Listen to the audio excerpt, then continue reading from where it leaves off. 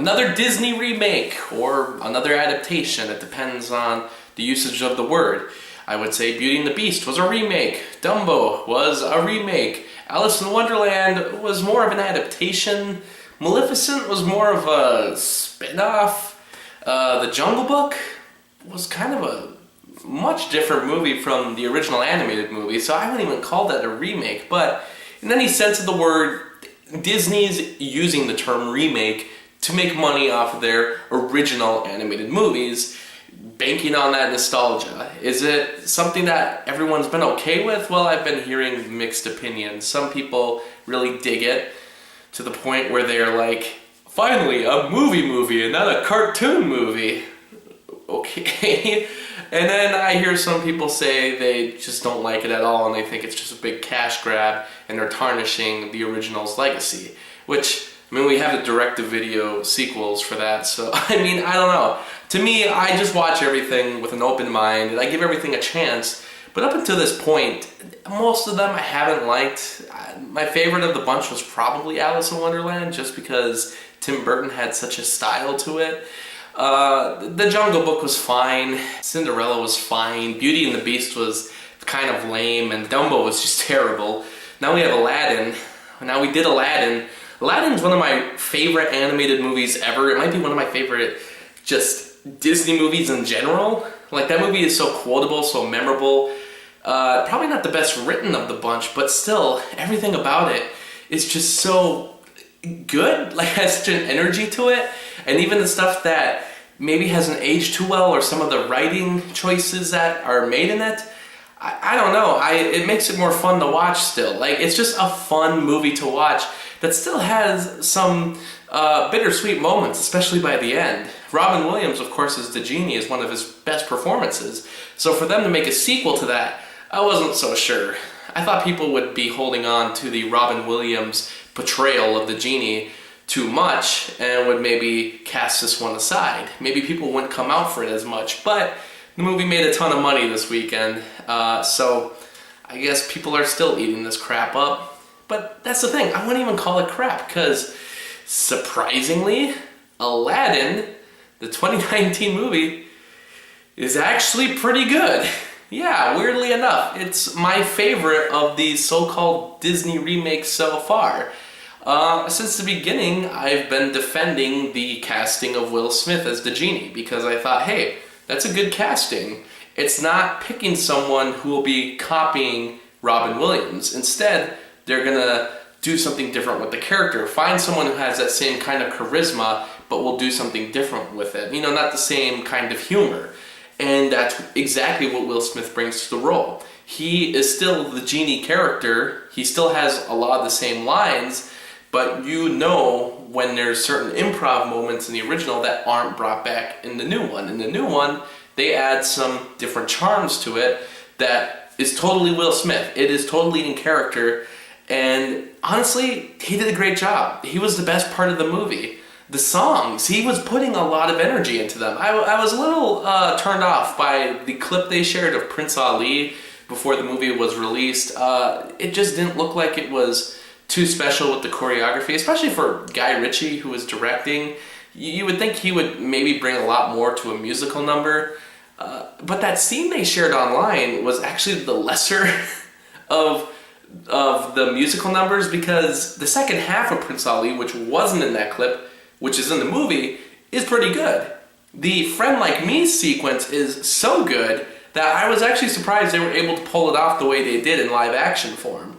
This is the first movie where I wasn't constantly thinking of the animated movie and thinking, oh, well, this was better done here, this was better done here. And yeah, there's some instances, like Jafar, for instance. He's a lot better in the animated movie. The live action Jafar is not nearly as bad as it seemed like he was going to be, but he's still not as good. The Sultan is pretty boring in this movie, and, you know, we got the Tiger Raja, Abu, which, you know, like a lot of the live-action Disney animals, you just don't get the same expression off of them as animation does. And that's the thing, the original Aladdin had such memorable characters. For having so many characters, they were all really memorable. So this time around, it didn't happen that same way, but it wasn't bothering me too much. Same with like the fact that the sets maybe weren't as lavish as they looked in the animated movie. I just was really more focused on the fact that the movie was fun. It was actually having fun with itself. Guy Ritchie, I thought, was a very interesting choice for Disney because they haven't really taken a huge risk on a stylish director.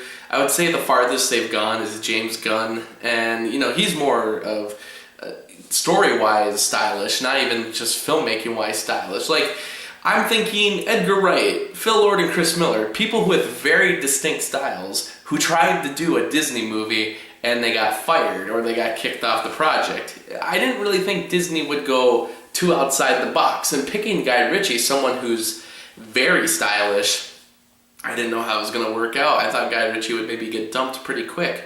But I was surprised he stuck with the project till the end, and sometimes you can actually tell he's directed the movie. There's moments in it that are totally in tone with something that he would edit or something he would film, especially some of the sequences in Agrabah at the beginning. I did believe that it was Guy Ritchie. It's toned down a lot compared to his other movies, but that's the thing. I figured there had to be some kind of compromise there if he stuck with the project for this long.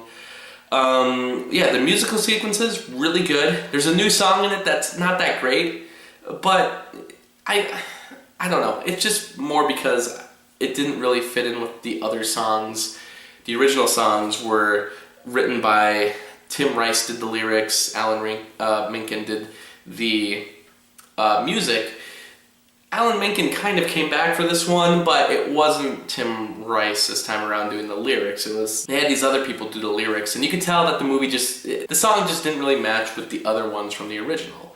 But the things they do differently, like changing the lines, giving different lines for the genie to say in the songs, really it fit in for what kind of character he was trying to portray this time around. There's a longer sequence because the movie's got to be a half hour longer, I guess. But it didn't feel a half hour longer. The stuff that they add is actually pretty good. A lot of it's just moments where Will Smith is just doing Hitch. He's trying to get the guy to hook up with Jasmine. Meanwhile, Will Smith's hanging out with someone, which it wasn't delved into too much, but it didn't need to be delved into a lot.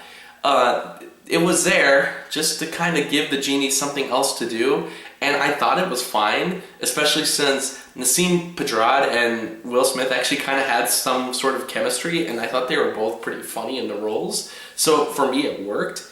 The main two leads, Aladdin and Jasmine, the actors they got for it were pretty good. They're probably not as good as the originals, just because the animated one's going to be so much more memorable, but I still think they had a lot of charm to their personas, and I totally accepted that they were the characters from what was presented in the original. I felt like they were updated versions of them.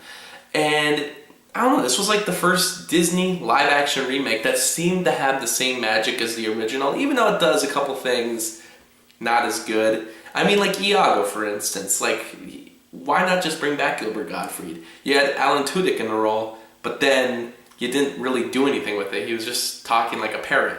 Well, Gilbert Gottfried's annoying voice sounds like a parrot, and he would have been way more memorable in the role, so why didn't you just have him? But at the same time, some of the different story choices they make, it doesn't completely... It's not adding things just for the sake of adding things. There's not like a weird plot contrivance or device thrown in for no reason like they did with a lot of these movies. They keep just adding random stuff. Here, they kind of reshape the story. They put things in different orders, and in a way, sometimes it actually makes more sense. It relied more on human characters, so there wasn't the big issue of inanimate objects like a candlestick and a clock having little tiny faces and nothing to read off of. That wasn't an issue in this movie because most of this cast is human actors. So yeah, it didn't have the same issues as Beauty and the Beast or Dumbo or a lot of these other movies that have been coming out. I still kind of feel a little iffy about Lion King. I feel like I'll like it because of the music, and the effects will probably be interesting to watch, but the whole concept of that goes back to the fact that animation, you could just read the characters' expressions a lot better. These photorealistic animals, you just can't. So, I don't know. But Aladdin I was feeling a little iffy about too, and I ended up loving it. I would give it 3.5 out of 5 stars. So, who knows, maybe Lion King will surprise me also. I want to be thrown for a surprise because, you know, sometimes it happens. And this was the case. After seeing Dumbo, I was like, this whole year is going to suck with the remakes, isn't it? But this was actually the best one so far. Let's pray that Lion King can do better. Thanks for watching, everyone.